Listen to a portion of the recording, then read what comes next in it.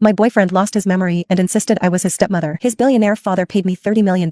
Play along and help him recover his memory. Later, he finally remembered everything. He came to me with red eyes. Sis, you said you'd love me forever. His dad shut the door with a cold face, his tone flat. Show some respect. Your mother didn't sleep well last night. Let her rest. When Elijah first got together with me, he mentioned he had a complicated family. I laughed. What rich family isn't complicated? Back then, I was only focused on being with him. I nodded carelessly. Babe, no matter how complicated it is, nothing will stop me from running straight into your arms. Elijah was deeply moved and agreed to be my boyfriend on the spot. Then the next day, he lost his memory in a car accident. When the hospital called, I was at a bar chatting excitedly with my best friend. You know what the hardest thing in the world is? Diamonds? No, it's an 18-year-old. Before I could finish, my phone on the table suddenly rang. When I answered, a stranger's deep voice came through. Is this Miss Vivian Quinn? The voice carried a low, magnetic quality, mixed with the bar's noisy music. It sounded strangely attractive. Yes, who's this? He didn't answer my question. His tone remained calm. Please come to Central City Hospital as soon as possible. Elijah's been in an accident. My puppy dog boyfriend, whom I'd been dating for less than 24 hours, was in an accident. I rushed to the hospital by taxi. When I found Elijah's room, his forehead was wrapped in bandages, and his young, handsome face had several scrapes. A man stood by the bed, nearly 6'3", dressed in a sharp suit, with a stern expression. Hearing the noise, Elijah looked up at me. Mom, you're here. I couldn't believe it. What did you just call me? Mom? He frowned slightly, looking at me with confusion. What's wrong? I was upset, ready to roll up my sleeves and set him straight, when the man standing by the bed like a background character finally moved. He raised his hand, blocking me, and nodded slightly. Miss Quinn, let's talk outside. The man wore a watch worth over $1 million, a Patek Philippe.